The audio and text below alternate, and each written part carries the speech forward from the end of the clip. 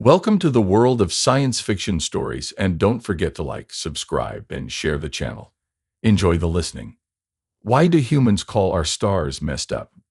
Vika Zarathaxis was blearily making her way back to her bedroom, a cup of water clasped in both upper hands, when she noticed the apartment's balcony door standing open. From outside, the muted rustle of the not-quite-sleeping city of Skarner's Rest wafted in, the swish of a distant hover car or the occasional fragmented voice of a late-night reveler, likely a human or an off-worlder.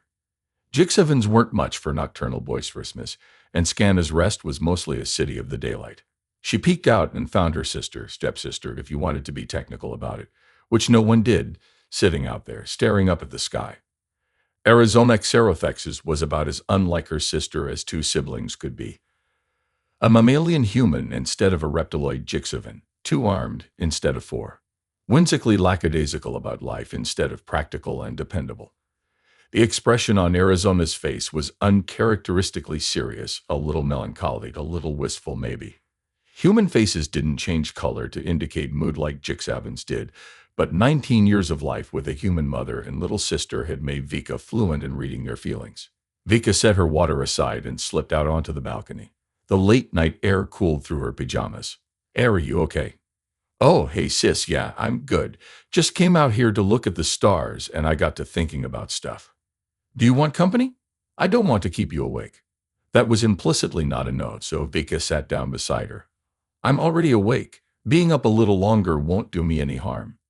Vika looked down at the dark streets 9 floors below, her eyes instinctively drawn to the splotches of light around the various building entrances, and the whispers of movement here and there as scavengers of both the animal and sapient varieties went about their errands of sorting through the scraps of the day. Arizona's eyes remained on the sky. So what were you thinking about? Down below, a flitterwing glided through the cloud of bugs around the security light, snatching a meal. Astrology, if you must know. Vika snorted, her face scales lightening in amusement. You know very well that has no basis in science. And you know very well I don't care. Arizona said right back. I do know. The two were quiet for a moment. Then Vika added, I remember when you were little and first read that book about the human constellations. You were so disappointed to learn that Jixavans never had the concept of drawing pictures in the sky like that.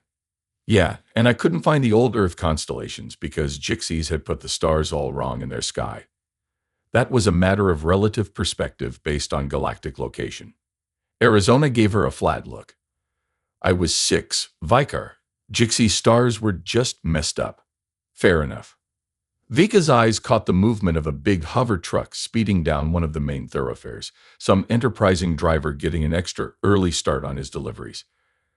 Arizona didn't notice as she had gone back to watching the sky. Jixies didn't have constellations or a zodiac or anything because their sky was all messed up. Do you remember what I did about that? You made your own constellations. I did.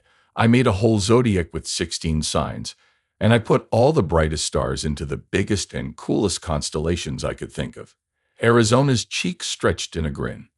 I was born under the sign of Chicas Maximus, the awesome girl, and that's why I am one. If you say so. The chromatophores in Vika's face scales were yellowing, the Jixie equivalent of a smile. The star sign you gave me was a sock, if I recall. Yep, parasockers, the great socks. So, you got to be awesome, girl, while I got to be socks in your celestial world. Arizona shrugged. You've got to admit it suits you. Boring and seldom noticed? Vika's face was still yellow as she said it. Maybe, but I was thinking more along the lines of dependable, comfortable, keeps you warm and safe. That was a nice thing to hear, but you weren't thinking that at age 6, Ari. Arizona giggled. No, I was probably thinking you were a big stinky butthead at the time. If I were to come up with a sign for you now, it would be something like Perpetua Virgo, the perma-virgin. Vika wrinkled her blunt little muzzle in mock anger and bapped her sister lightly on top of the head. Perma-virgin, eh? Keep that up and you'll have to change your constellation sign to the Nothed. It's zodiac sign. Arizona corrected with a roll of her eyes. And you can't just call it Nothed. You have to fancy it up to, like, Lumpus Cranius or something.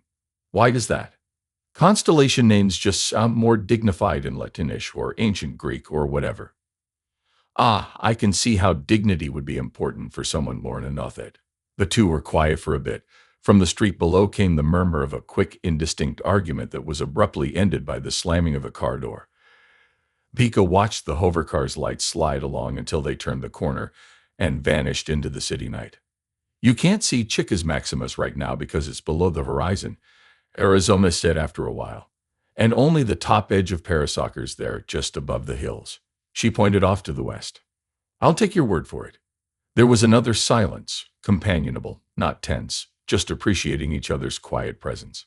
A flitterwing ghosted past just beyond the balcony rail on the hunt, while a shooting star flared briefly overhead. Ari turned to look at her sister. You remember the most important constellation, don't you? I thought that was Chicas Maximus, Bika joked. Arizona shook her head, that odd, wistful look back on her face. No, that one. She pointed at a patch of sky high and toward the east.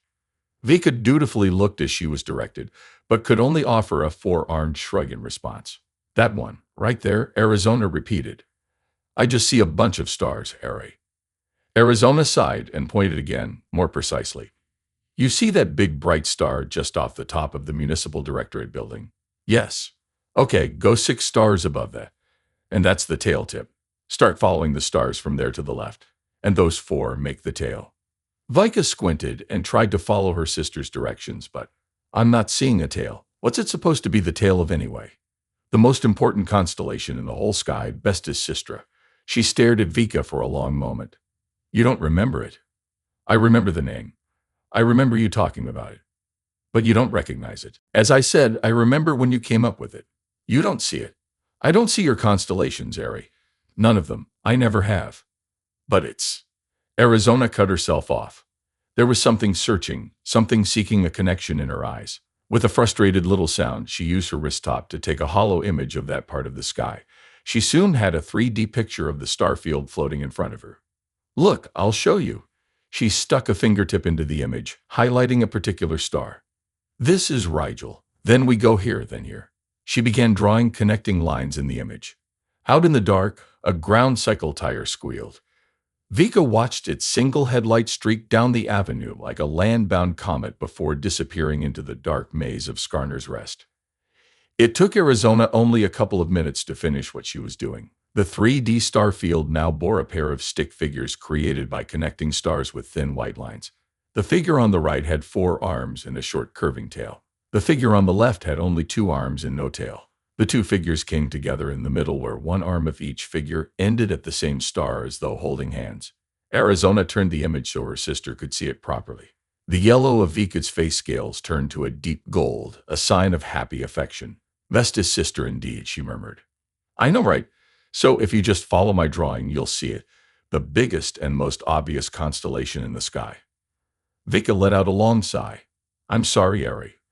I just can't see the things you see up there. I've never seen any pictures in the stars, and I don't think I ever will. I'm just not made that way.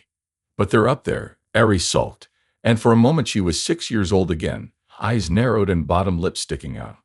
They are. I didn't say they weren't. I just said that I can't see them. Vika used a lower arm to pull her sister in for a hug. Maybe that's why the gods sent you to be my sister, so you can see those things for both of us. There was a short pause. Then Arizona burst out laughing. Holy shit, that's corny, sis. But she didn't break the hug.